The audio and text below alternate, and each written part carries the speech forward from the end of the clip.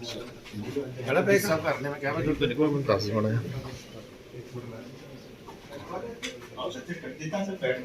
जी, पंकज बाबा जी,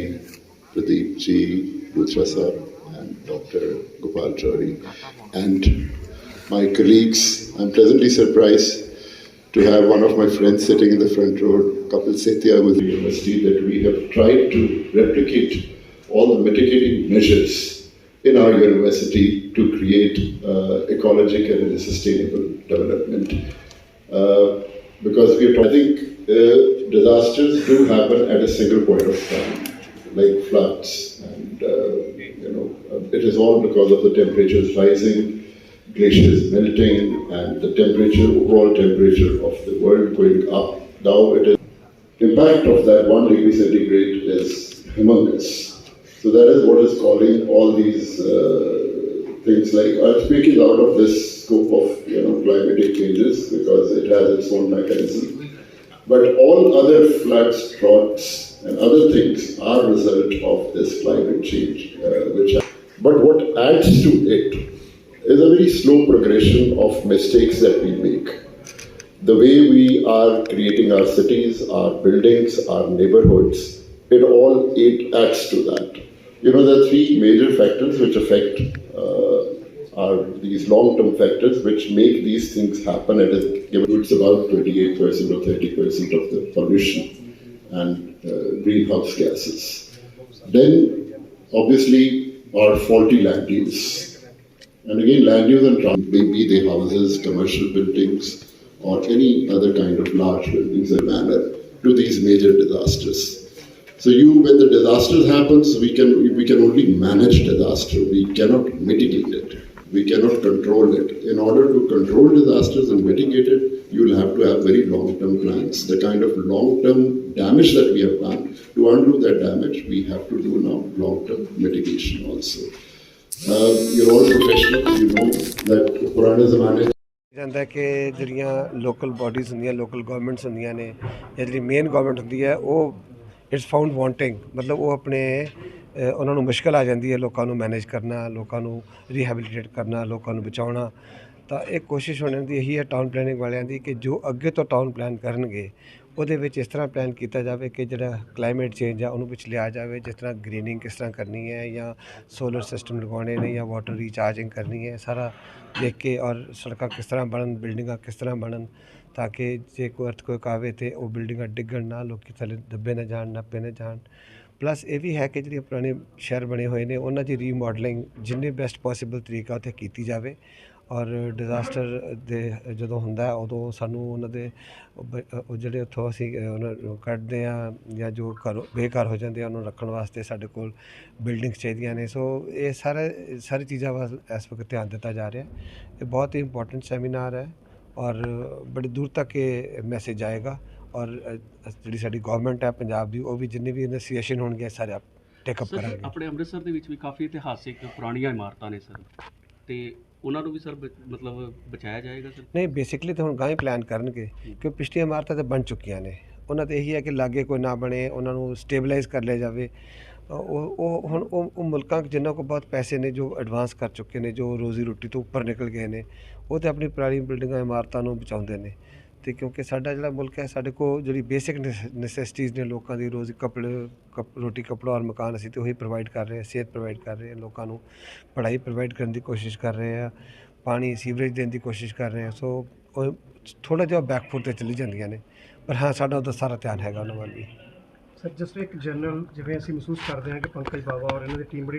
जंग और डायनामिक आए हैं प्रदेशों के पंजाब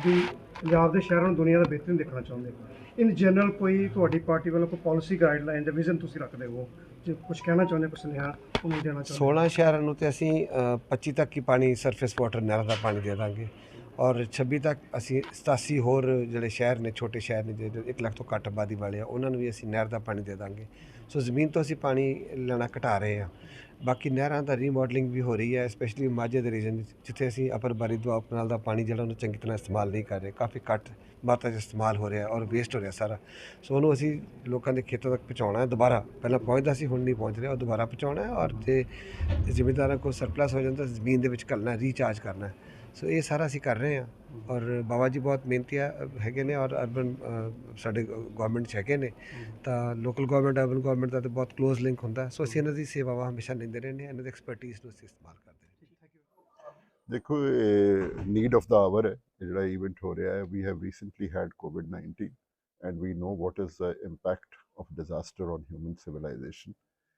ਸੋ ਉਹਦੀ ਲਾਈਟ ਦੇ ਵਿੱਚ ਜੇ ਦੇਖਿਆ ਜਾਏ ਤੇ ਇਹ ਬੜਾ ਟਾਈਮਲੀ ਕਰਵਾਇਆ ਜਾ ਰਿਹਾ ਹੈ ਔਰ ਇਹਦੇ 'ਚ ਇੱਕ ਬਹੁਤ ਵੱਡਾ ਕੰਟਰੀਬਿਊਸ਼ਨ ਉਦੋਂ ਤੇ ਤੁਸੀਂ ਹੈਲਥ ਵਰਕਰਸ ਦਾ ਦੇਖਿਆ ਕਿ ਰੋਲ ਬਹੁਤ ਜ਼ਿਆਦਾ ਸੀ ਪਰ ਦੈਨ ਵੀ ਰਿਅਲਾਈਜ਼ ਕਿ ਇਹਦੇ ਵਿੱਚ ਜੇ ਇਹਨੂੰ ਚੀਜ਼ ਨੂੰ ਪਹਿਲਾਂ ਸਾਂਭਣਾ ਜਾਂ ਮਿਟੀਗੇਟ ਕਰਨਾ ਹੈ ਉਹਦੇ ਲਈ ਬਹੁਤ ਵੱਡੀ ਜ਼ਰੂਰਤ ਹੈ ਕਿ ਜਿਹੜੇ ਪਲੈਨਰਸ ਨੇ ਆਰਕੀਟੈਕਟਸ ਨੇ ਇਨਵਾਇਰਮੈਂਟਲਿਸਟ ਨੇ ਦੇ should work as a team and create cities an environment in such a manner that these disasters can be taken care of ਔਰ ਜਾਂ ਉਹਨਾਂ ਦਾ ਜਿਹੜਾ ਇੰਪੈਕਟ ਹੈ ਉਹ ਕਾਫੀ ਰਿਡਿਊਸ ਹੋ ਜਾਏ ਸੋ ਇਹਦੇ ਵਿੱਚ ਮੈਂ ਪਹਿਲਾਂ ਵੀ ਕਿਹਾ ਕਿ ਜਿਹੜੇ ਡਿਜ਼ਾਸਟਰ ਜਦੋਂ ਹੁੰਦੇ ਨੇ ਉਹ ਤੇ ਮੋਮੈਂਟਰੀ ਹੁੰਦੇ ਨੇ ਉਹਨਾਂ ਨੂੰ ਤੁਸੀਂ ਫਿਰ ਉਦੋਂ ਕੰਟਰੋਲ ਨਹੀਂ ਕਰ ਸਕਦੇ ਤੁਸੀਂ ਰਿਸਪੌਂਡ ਹੀ ਕਰ ਸਕਦੇ ਹੋ ਜਾਂ ਮੈਨੇਜ ਕਰ ਸਕਦੇ ਹੋ to the best of your abilities ਪਰ ਇਹਨਾਂ ਡਿਜ਼ਾਸਟਰਸ ਨੂੰ ਹੋਣ ਤੋਂ ਰੋਕਣ ਵਾਸਤੇ ਬਚਾਉਣ ਵਾਸਤੇ ਇਹ ਬੜਾ ਜ਼ਰੂਰੀ ਹੈ ਕਿ ਸਾਡੀ ਜਿਹੜੀ ਸਿਟੀਜ਼ ਦੀ ਪਲੈਨਿੰਗ ਹੈ ਘਰਾਂ ਦੀ ਪਲੈਨਿੰਗ ਹੈ ਨੇਬਰਹੁੱਡਸ ਦੀ ਪਲੈਨਿੰਗ ਹੈ ਉਹ ਇੱਕ ਇਹੋ ਜਿਹੀ ਡਾਇਰੈਕਸ਼ਨ 'ਚ ਕੀਤੀ ਜਾਏ ਤਾਂ ਕਿ ਇਹ ਡਿਜ਼ਾਸਟਰ ਹੋਣ ਹੀ ਨਾ ਇਹ ਅਸੀਂ ਆਪ ਕੰਟਰੀਬਿਊਟ ਕੀਤਾ ਪਿਛਲੇ 100 ਸਾਲ ਦੀ ਜਿਹੜੀ ਸਾਡੀਆਂ ਪਾਲਿਸੀਜ਼ ਰਹੀਆਂ ਨੇ ਡਿਵੈਲਪਮੈਂਟ ਪਾਲਿਸੀਜ਼ ਰਹੀਆਂ ਨੇ ਜਿੰਨਾ ਅਸੀਂ ਕਾਰਸ ਨੂੰ ਪ੍ਰਮੋਟ ਕੀਤਾ ਸਾਡੇ cities mostly design for cars ਨੇ ਉਹ ਸ਼ਿਫਟ ਹੋਣਾ ਚਾਹੀਦਾ ਕਿਉਂਕਿ ਜਦੋਂ ਕਾਰਸ ਹੁੰਦੀਆਂ ਆਟੋਮੋਬਾਈਲਸ ਹੁੰਦੀ ਹੈ ਪੋਲਿਊਸ਼ਨ ਹੁੰਦੀ ਹੈ ਗ੍ਰੀਨ ਗੈਸ ਐਮਿਸ਼ਨਸ ਹੁੰਦੀਆਂ ਨੇ ਗੈਸ ਐਮਿਸ਼ਨਸ ਹੁੰਦੀਆਂ ਨੇ ਜਦੋਂ ਗੈਸ ਐਮਿਸ਼ਨਸ ਹੁੰਦੀਆਂ ਨੇ ਟੈਂਪਰੇਚਰ ਵੱਧਦਾ ਜੋ ਟੈਂਪਰੇਚਰ ਵੱਧਦਾ ਹੈ ਤੇ ਇਹ ਸਾਰੀਆਂ ਜਿਹੜੀਆਂ ਪ੍ਰੋਬਲਮਸ ਨੇ ਡਰਾਟਸ ਦੀਆਂ ਉਸ ਕਲਾਈਮੇਟ ਚੇਂਜ ਨਾਲ ਫਲੱਡਸ ਦੀਆਂ ਇਹ ਜਾਂ ਜਿਹੜੀਆਂ ਸੁਨਾਮੀਜ਼ ਆਉਂਦੀਆਂ ਨੇ ਇਹ ਉਸ ਕਰਕੇ ਤੁਹਾਡੀਆਂ ਪ੍ਰੋਬਲਮਸ ਆਉਣੀਆਂ ਸ਼ੁਰੂ ਹੋ ਜਾਂਦੀਆਂ ਨੇ so I think we should work at the threshold level ਕਿ ਇਹ ਚੀਜ਼ਾਂ ਹੋਣ ਹੀ ਨਾ ਦਈਏ ਸੋ ਉਹਦਾ ਤਰੀਕਾ ਕਿ ਕਿਵੇਂ ਅਸੀਂ ਕਾਰਾਂ ਨੂੰ ਰੋਕੀਏ ਹੈ ਨਾ ਉਹਦਾ ਇੱਕ ਤਰੀਕਾ ਕਿ ਪਲੇਸ ਆਫ ਵਰਕ ਤੇ ਪਲੇਸ ਆਫ ਰੈਜ਼ੀਡੈਂਸ ਜਿਹੜਾ ਉਹ ਬਿਲਕੁਲ ਕਲੋਜ਼ ਹੋਣਾ ਚਾਹੀਦਾ ਜਾਂ ਘਰੋਂ ਹੀ ਬੰਦੇ ਕੰਮ ਕਰ ਲੈਣ ਜਿਵੇਂ ਹੁਣ ਨਵਾਂ ਮਾਡਲ ਆ ਗਿਆ ਕੰਮ ਕਰਨ ਦਾ ਤੇ ਜੇ ਕਿਤੇ ਬਾਹਰ ਜਾ ਕੇ ਕੰਮ ਕਰਨਾ ਵੀ ਪੈਂਦਾ ਹੈ ਤੇ ਪਲੈਨਿੰਗ ਇਹੋ ਜਿਹੀ ਹੋਣੀ ਚਾਹੀਦੀ ਹੈ ਲੈਂਡ ਯੂਜ਼ ਪਲੈਨਿੰਗ ਕਿ ਜਿਹੜੀਆਂ ਇਹ ਪਲੇਸ ਆਫ ਵਰਕ ਤੇ ਪਲੇਸ ਆਫ ਵਰਕ ਹੈ ਪਲੇਸ ਆਫ ਲਿਵਿੰਗ ਤੇ ਪਲੇਸ ਆਫ ਵਰਕ ਹੈ ਇਹਦੇ ਵਿੱਚ ਜਿਹੜਾ ਡਿਸਟੈਂਸ ਉਹ ਮਿਨੀਮਮ ਹੋਣਾ ਚਾਹੀਦਾ ਤੇ ਜੇ ਡਿਸਟੈਂਸ ਹੈ ਵੀ ਹੈ it should be handled with public transport ਇਹ ਕਿ ਨਹੀਂ ਤੁਸੀਂ ਸਾਰੀਆਂ ਆਪਣੀਆਂ ਕਾਰਾਂ ਲੈ ਕੇ ਸੜਕਾਂ ਤੇ ਚੱਲ ਪਓ ਕਿਉਂਕਿ ਟਰਾਂਸਪੋਰਟੇਸ਼ਨ ਇਜ਼ ਅ ਮੇਜਰ ਕੰਟਰੀਬਿਊਟਰ ਉਸੇ ਤਰ੍ਹਾਂ એનર્ਜੀ ਹੈ ਉਹ ਫਿਰ ਇੱਕ ਹੋਰ ਬੜਾ ਵੱਡਾ ਕੰਟਰੀਬਿਊਟਰ ਹੈ ਕਿਉਂਕਿ ਅਸੀਂ ਕੋਲ ਯੂਜ਼ ਕਰਦੇ ਹਾਂ ਬਹੁਤ ਜਗ੍ਹਾ ਤੇ ਆਪਣੀ એનર્ਜੀ ਕ੍ਰੀਏਟ ਕਰਨ ਲਈ ਜਿਵੇਂ ਥਰਮਲ ਪਲਾਂਟ ਨੇ ਉੱਥੇ ਕੋਲ ਯੂਜ਼ ਹੁੰਦਾ ਜਾਂ ਹਾਈਡਰੋ ਇਲੈਕਟ੍ਰਿਕ ਪਲਾਂਟ ਨੇ ਤੇ ਉੱਥੇ ਪਾਣੀ ਯੂਜ਼ ਕਰਦੇ ਆ ਇਹਨਾਂ ਦੋਵਾਂ ਦੇ ਵਿੱਚ ਸਾਡੇ ਨੈਚੁਰਲ ਸੋਰਸਿਸ ਦੀ ਇੱਕ ਡਿਪਲੀਸ਼ਨ ਹੈ ਇੱਕ they are major contributors to gain green to gas emissions so ਇਹ ਚੀਜ਼ਾਂ ਨੂੰ ਵੀ ਕੰਟਰੋਲ ਕਰਨ ਲਈ ultimately we have to plan in such a ਵੇ ਕਿ ਸਾਡੀ ਜਿਹੜੀ ਡਿਪੈਂਡੈਂਸ ਔਨ ਕਾਰਸ ਹੈ ਜਾਂ ਜਿਹੜੀ એનર્ਜੀ ਤੇ ਡਿਪੈਂਡੈਂਸ ਹੈ ਉਹ ਘਟੇ એનર્ਜੀ ਤੇ ਡਿਪੈਂਡੈਂਸ ਘਟਾਉਣ ਲਈ ਸਾਨੂੰ ਜਿਹੜੇ ਆਪਣੇ ਤੇ ਆਲਟਰਨੇਟਿਵ ਨੈਚੁਰਲ ਸੋਰਸਿਸ ਨੇ ਜਿਵੇਂ ਅਸੀਂ ਵਿੰਡ ਮਿਲਸ ਨੇ ਜਾਂ ਸਾਡੀ ਸੋਲਰ એનર્ਜੀ ਹੈ ਉਹ ਸਾਰੀਆਂ ਚੀਜ਼ਾਂ ਨੂੰ ਪ੍ਰਮੋਟ ਕਰਨਾ ਚਾਹੀਦਾ ਓਵਰ ਕਨਵੈਨਸ਼ਨਲ એનર્ਜੀ ਸੋਰਸਿਸ ਇਸੇ ਤੋਂ ਇਲਾਵਾ ਤੀਜੀ ਆ ਜਾਂਦੀ ਬਿਲਡਿੰਗਸ ਦੇ ਡਿਜ਼ਾਈਨ ਦੀ ਗੱਲ ਤੇ ਬਿਲਡਿੰਗਸ ਦੇ ਡਿਜ਼ਾਈਨ ਵੀ ਇਸ ਤਰ੍ਹਾਂ ਹੋਣੇ ਚਾਹੀਦੇ ਜਿਵੇਂ ਅੱਜ ਕੱਲ੍ਹ ਬਹੁਤ ਸਟੀਲ ਤੇ ਗਲਾਸ ਯੂਜ਼ ਹੋ ਰਿਹਾ it allows lot of heat to come inside the building ਫਿਰ ਅਸੀਂ ਏਅਰ ਕੰਡੀਸ਼ਨ ਲਾਉਂਦੇ ਹਾਂ ਫਿਰ ਉੱਥੋਂ ਗੈਸ ਐਮਿਸ਼ਨਸ ਹੁੰਦੀਆਂ ਨੇ ਤੇ ਇਹ ਸਾਰੇ ਕੰਟਰੀਬਿਊਟਿੰਗ ਫੈਕਟਰਸ ਨੇ ਜਿਨ੍ਹਾਂ ਨੂੰ ਰੂਟ ਲੈਵਲ ਤੇ ਹੀ ਸਾਨੂੰ ਐਡਰੈਸ ਕਰ ਲੈਣਾ ਚਾਹੀਦਾ ਨਾਟ ਓਨਲੀ ਦੈਟ ਕਿ ਹੀਟ ਟ੍ਰਾਂਸਫਰ ਕਰਦੇ ਨੇ ਮਟੀਰੀਅਲ ਜਦੋਂ ਇਹਨਾਂ ਦੀ ਮੈਨੂਫੈਕਚਰਿੰਗ ਵੀ ਹੁੰਦੀ ਹੈ ਨਾ ਉਹਦੇ ਵਿੱਚ ਵੀ એનર્ਜੀ ਕੰਜ਼ੰਪਸ਼ਨ ਬਹੁਤ ਹੁੰਦੀ ਇੱਕ ਜਿਹੜੀ 400 ਇੱਟ ਬਣਾਉਣ ਵਾਸਤੇ ਜਿਹੜੀ એનર્ਜੀ ਲੱਗਦੀ ਹੈ ਉਹ ਸਾਡਾ 1 ਫੁੱਟ ਬਾਏ 1 ਫੁੱਟ ਦਾ ਗਲਾਸ ਬਣਾਉਣ ਵਾਸਤੇ ਲੱਗਦੀ ਹੈ ਇਹਨੂੰ ਅਸੀਂ ਇੰਬੈਡਡ એનર્ਜੀ ਕਹਿੰਦੇ ਹਾਂ so even this should be taken care of ਜਿਹੜੀ ਚੀਜ਼ ਸਾਹਮਣੇ ਦਿਖਦੀ ਕਈ ਚੀਜ਼ਾਂ ਬੜੀਆਂ ਅੱਖੋਂ ਪਰੋਖੇ ਹੁੰਦੀਆਂ ਨੇ ਜਿਹੜੀਆਂ ਨਹੀਂ ਨਜ਼ਰ ਆਉਂਦੀਆਂ ਨੇ ਉਹਦੇ ਲਈ ਸਾਨੂੰ ਸਾਇੰਟਿਸਟਸ ਨੂੰ ਇਨਵਾਇਰਮੈਂਟਲਿਸਟ ਨੂੰ ਪਲੈਨਰਸ ਨੂੰ ਪਬਲਿਕ ਨੂੰ ਅਵੇਅਰ ਕਰਨ ਦੀ ਲੋੜ ਹੈ ਕਿ ਆਪਣੇ ਕਨਵੈਨਸ਼ਨਲ ਮਟੀਰੀਅਲ ਤੁਸੀਂ ਯੂਜ਼ ਕਰੋ ਉਸੇ ਤਰ੍ਹਾਂ ਐਗਰੀਕਲਚਰ ਹੈ ਫੋਰੈਸਟਰੀ ਹੈ ਇਹ ਸਾਡੀ ਡਿਵੈਲਪਮੈਂਟ ਇਸ ਤਰ੍ਹਾਂ ਹੋਣੀ ਚਾਹੀਦੀ ਹੈ ਕਿ ਅਸੀਂ ਫੋਰੈਸਟਰੀ ਨੂੰ ਬਚਾਈਏ ਐਗਰੀਕਲਚਰ ਇਜ਼ ਆਲਸੋ ਕਲਪਰੇਟ ਅਸੀਂ ਸਿਰਫ ਬਿਲਟ ਇਨਵਾਇਰਮੈਂਟ 'ਤੇ ਨਹੀਂ ਕਹਿੰਦੇ ਵੀ ਇਹ ਸਾਰਾ ਭਾਰ ਪੈਂਦਾ ਅਸੀਂ ਜਿੰਨਾ ਜੰਗਲਾਂ ਨੂੰ ਕੱਟਦੇ ਹਾਂ to bring land and to the agriculture ਫਿਰ ਐਗਰੀਕਲਚਰ ਕਰਨ ਲਈ ਜਿਹੜੀਆਂ ਸਾਡੀਆਂ ਪ੍ਰੈਕਟਿਸਿਸ ਨੇ ਉਹ ਵੀ ਬੜੀਆਂ ਸਾਡੀਆਂ ਫਾਲਟੀ ਪ੍ਰੈਕਟਿਸਿਸ ਨੇ ਉਹ ਵੀ ਕਲਾਈਮੇਟ ਚੇਂਜ ਨੂੰ ਕੰਟਰੀਬਿਊਟ ਕਰਦੀਆਂ ਨੇ ਇਨ ਐਨ ਐਡਵਰਸ ਵੇ ਸੋ ਇਹ ਸਾਰਾ ਸਭ ਕੁਝ ਰਲ ਮਿਲ ਕੇ ਜਿਹੜਾ ਹੈਗਾ ਫੈਕਟਰਸ ਇਹਨਾਂ ਨੂੰ ਸਾਨੂੰ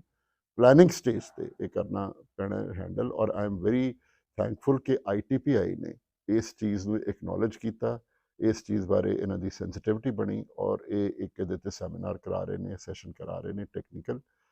ਜਿਹਦੇ ਤੋਂ ਮੈਨੂੰ ਲੱਗਦਾ ਕਿ ਜਿਹੜੀਆਂ ਲਰਨਿੰਗਸ ਆਉਣਗੀਆਂ ਆਮ ਸ਼ੋਰ, ਕਿਉਂਕਿ they are all from government, ਇਹ ਉਹਨਾਂ ਦੀ ਇੰਪਲੀਮੈਂਟੇਸ਼ਨ ਲਈ ਵੀ ਅੱਗੋਂ ਉਹਨੂੰ ਇੱਕ ਪਾਲਿਸੀ ਡਾਕੂਮੈਂਟ ਬਣਾ ਕੇ finally they will convert them into implementable strategies. So I congratulate them for this initiative, and I hope something great would come out of this session. Thank you. Good morning, नमस्कार। मेरा नाम प्रदीप कपूर है। मैं secretary general हूँ institute of town planners India का। और institute of town planners India हर प्रदेश में देश भर के इस तरह की कॉन्फ्रेंस करती है जो डायरेक्टली अर्बन प्लानिंग को अफेक्ट करते हैं, और अर्बन प्लानिंग में हमें क्या क्या नए आयाम क्रिएट करने हैं उस पर हम विशेषज्ञों के साथ चर्चा करके रिजॉल्व स्ट्रेटजीज फॉर्मुलेट करते हैं, और वो स्ट्रेटजीज हम कंसर्न स्टेट गवर्नमेंट डिपार्टमेंट्स को उनको भेजते हैं जिससे उनका इम्प्लीमेंटेशन हो सके। हाल ही में गवर्नमेंट ऑफ इंडिया जो G20 की प्रेसिडेंसी हमें मिली है, उसके तहत उन्होंने एक Y20 U20 के प्लेटफॉर्म क्रिएट किया है। उस U20 में जो उन्होंने थीम निर्धारित की हैं उनमें से एक बहुत इम्पॉर्टेंट थीम है climate change and disaster risk reduction. हम सब देख रहे हैं, किसी ने इमेजिन नहीं किया था कि कल अमृतसर में इतनी बारिश होगी और टेम्परेचर एकदम से इतना नीचे आ जाएगा। हमारे सारे डेलीगेट्स ये समझ के आए थे कि अब तो गर्मी है, और रात को जब बॉर्डर से वापस आए तो सम ऑफ देम वर शिवरिंग। इतनी ठंड एक अचानक हो गई, ऐसा क्यों हो रहा है? ये सब इफ़ेक्ट है क्लाइमेट चेंज का। तो हम पहले ये आइडेंटिफाई करें कि कैसी कौन कौन से फैक्टर्स हैं जिनकी वजह से क्लाइमेट चेंज हो रहा है या डिसास्टर्स होते हैं। कोस्टल एरियाज़ में हम जाते हैं, आए दिन वहाँ पर सुनामी आती है, कभी कभी वाटर लेवल बढ़ रहा है क्योंकि हीट आइलैंड्स बढ़ रहे हैं। वाटर लेवल बढ़ने से सी का बहुत सारे जो सी के डिज़ास्टर्स हैं वो कोस्टल एरियाज फेस कर रहे हैं। और दूसरे जगह हमारा जो कार्बन एमिशन है उसका लेवल इतना बढ़ रहा है, कई तरह के जो कन्वेंशनल एनर्जी सोर्सेज हैं उनकी वजह से हमारा जो क्लाइमेट चेंज इफ़ेक्टिव हो रहा है। इन सब को रोकने के लिए क्या क्या किया जा सकता है, और विशेष रूप से कि जो एक सिटी डेवलपमेंट में कौन से ऐसे आयाम हम क्रिएट करें जिनकी वजह से क्लाइमेट चेंज को एड्रेस किया जा सके। हाल ही में कई स्टेट्स ने सोलर पावर के लिए इंसेंटिव्स दिए हैं कि जो टाउनशिप डेवलप हो रही है उनमें ये आवश्यक है कि वो कम से कम 50% जो उनका एनर्जी कंजम्पशन है वो सोलर पावर से हो। कई स्टेट्स में वाटर हार्वेस्टिंग के प्रोविज़न किए गए हैं जिससे हमारे वाटर रिसोर्सेज का जो वेस्टेज है वो हम मिनिमाइज़ कर पाएँ। कोई चीज़ ख़त्म नहीं हो सकती, बट उसका इफ़ेक्ट हम कम ज़रूर कर सकते हैं जो उनके एडवर्स इफ़ेक्ट्स हैं। इसी तरह रीसाइक्लिंग ऑफ वाटर, जो हमारा वेस्ट वाटर है वो हम सीवर में डाल देते हैं एंड फॉरगेट इट। तो हम उसको रीसाइकिल करें और उसको यूजेबल बनाएं। कम से कम हमारा जो नॉन ड्रिंकेबल वाटर यूजेस हैं उसमें हम वो रिसाइकल वाटर का इस्तेमाल कर पाएँ। ऐसे प्रोविजंस बिल्डिंग बाईलॉज में, टाउनशिप पॉलिसीज़ में किए जा रहे हैं, और हम इस पे फर्दर रिसर्च करके जो हम इस तरह के इवेंट कर रहे हैं उसमें हम यंग जो एनवायरनमेंट साइंटिस्ट हैं उनको बुला रहे हैं। यंग प्लानर्स जो हैं उनको एक प्लेटफॉर्म दे रहे हैं कि उनका थॉट प्रोसेस आए, और यंग इंडिया क्या सोचता है इस बारे में, उनके क्या सॉल्यूशंस हैं, उन सबको एक प्लेटफॉर्म पे लाके हम इस तरह के स्ट्रेटजीज़ इवॉल्व करें जिससे पूरे देश में उन स्ट्रेटजीज़ की इम्प्लीमेंटेशन हो सके। DS Meshram, president institute of town planners India. मैं पहले चीफ प्लानर था गवर्नमेंट ऑफ इंडिया का 15 साल। 2000 में मैं रिटायर हो गया हूं और अभी मैं प्रेसिडेंट हूं। 25 साल रिटायर मेरे को हो institute of town planners India north zone conference करने जा रही है आज, जिसका इनाग्रेशन आज ऑनरेबल मिनिस्टर ने किया है। और इसका मेन फोकस है climate change and disaster risk reduction. Actually ये जब हमने थीम डिसाइड की थी, उस वक्त हमारे जहन में ये था कि हमारी जो यंग जनरेशन, जो यूथ है, जो हमारे यंग प्लानर्स है, इनका इसमें क्या रोल रहेगा। क्योंकि दो टाइप के डिज़ास्टर्स होते हैं, एक नेचुरल डिज़ास्टर होता है और दूसरा मैन मेड डिज़ास्टर होता है। जनरली ये कहा जाता है कि जो नेचुरल डिज़ास्टर्स है उसको हम स्टॉप नहीं कर सकते, क्योंकि नेचुरल डिज़ास्टर जब भी आता है तो कोई वार्निंग दे के नहीं आता है। तो फिर हम लोग उसके लिए क्या कर सकते हैं कि जब नेचुरल डिज़ास्टर टेक्स प्लेस तो हम उसकी जो साइड इफ़ेक्ट्स है, उसके जो आफ्टर इफ़ेक्ट्स है, उसको कम से कम कैसे हो जिससे ह्यूमन लाइफ का ज़्यादा ये नुकसान ना हो, जिसमें तुम्हारे प्रॉपर्टीज़ का ज़्यादा नुकसान ना हो। तो इस ये हमें